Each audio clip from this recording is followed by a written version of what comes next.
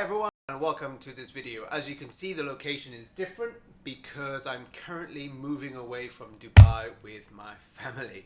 Anyway, in this video I'm going to give Arabic speakers some tips to improve their pronunciation. And make sure you stay until the end because I'll give you 2 exercises that you can practice at home by yourself to improve your pronunciation. One tricky area for Arabic speakers is consonant clusters. For example, the sounds sp, gr, and str are not often used in Arabic, or they are said differently. This results in Arabic speakers adding words to sounds.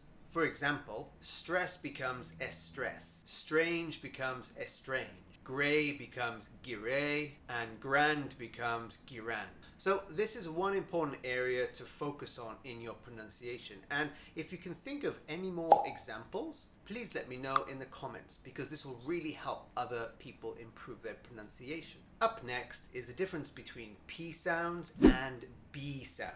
Now this is where it gets a little bit tricky. There is no P sound in Arabic, so people will often use B in its place. This means words like Pepsi become Bepsi and parking become barking, or pepper becomes bepper.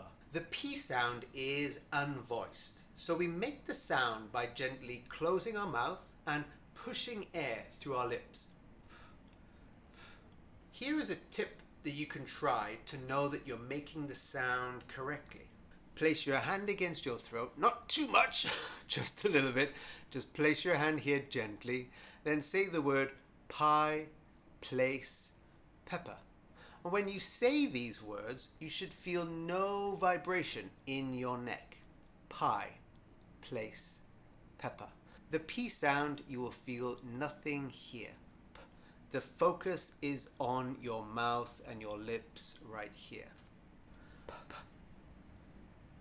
Okay, let's go on to the B sound. And the B sound is made in a very similar way to the P sound. You need to close your lips and gently push air through. But the B sound has a stronger breath, so you need to bring this up from your stomach. The B sound is voiced, so that means we can do our trick again. We can touch our throat gently, like this, and this time you'll feel a soft vibration from your vocal cords.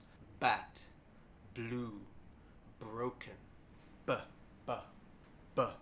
Let's do some practice and I'll give you a few words to focus on these P and B sound. Pace, bass, peach, beach.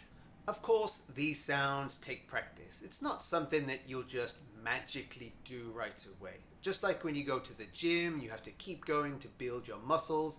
You have to practice and build the muscles in your mouth and practice to make these sounds. So try those words again because that will really help focus and improve your pronunciation with P and B sounds. Okay, let's now move on to V and F sound. This is another difficult area for Arabic speakers because there is no V sound in the language. This means words like voice become voice, and words like very become ferry. And to make the V sound, take your top teeth and gently rest them on your bottom lip. Don't bite your lip, just gently rest them here. This is a voiced sound, so you're going to feel the vibration on your neck just here. Let's make a sound like a car. You need that air that comes from your stomach as well, and then just push it up through your diaphragm. Let's practice a few words with the V sound. Vine, heavy, stove, verve. Okay, let's move on to the F sound. And the F sound is made in the same way as the V sound. You just need to take your teeth again, rest them against your lip, and blow. This sound is unvoiced, so that means you're just going to be using this part of your mouth. And if you press your hand against your neck and blow, you will feel no vibration. Let's try a few words with the F sound. Fog, cafe, fluff, rough. Let's put both sounds together with a simple exercise that you can practice, and you can repeat after me. Van, fan, very, fairy, vase, face, vine, fine, vast, fast, leave, leaf, of, off, live, life, veal, feel, believe, belief. Okay, let's move on to the next area, which is silent letters. Arabic is a phonetical language, which means what you see on the paper, you say. English is not a phonetical language, unfortunately. That means what you read on the paper is often different to what you say. Look at this word here, yacht. If you've never seen this before, how would you know how to say this word? That makes English that little bit more difficult. A very simple and common example of this is this word here. If we read it exactly how it is written, it sounds like plumber. But in English, the B is silent, so it's actually plumber, and we focus on the M sound at the end. There are lots and lots of words like this in the English language that have silent letters. So I've just chosen a few examples today. Here are some words with the silent B.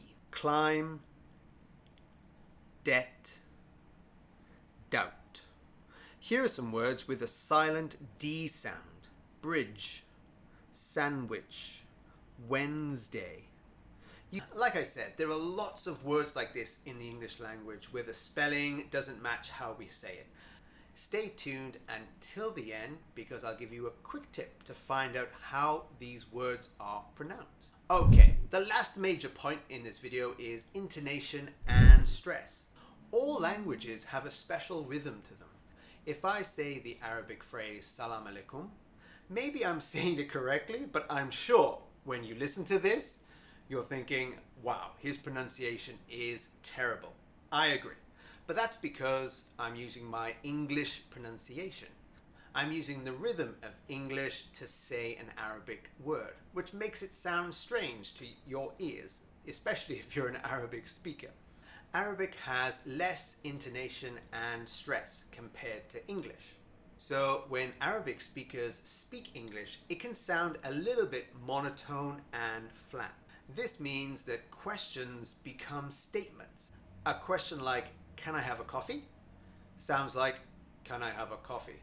In English, we'll come up at the end to make a question, but an Arabic speaker might stay flat at the end. So it becomes like a hard statement.